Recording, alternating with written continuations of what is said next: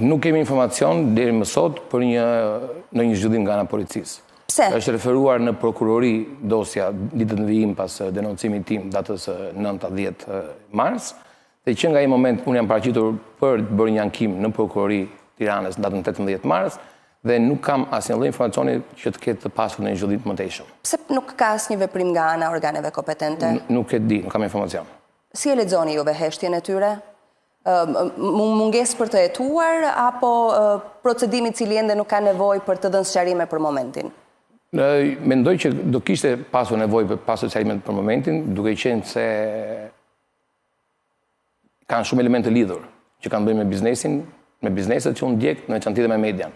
Kështu që jam, le të themi, i surprizuar për mos reagimet apo mos pyetjet. Për shembull, një nga detajet që kolegët tanë gazetarët kronikës kanë arritur të gjejnë ditët e para që janë investiguar këtë çështje, ka të bëjë me faktin që kamerat nuk janë përcjellur nga policia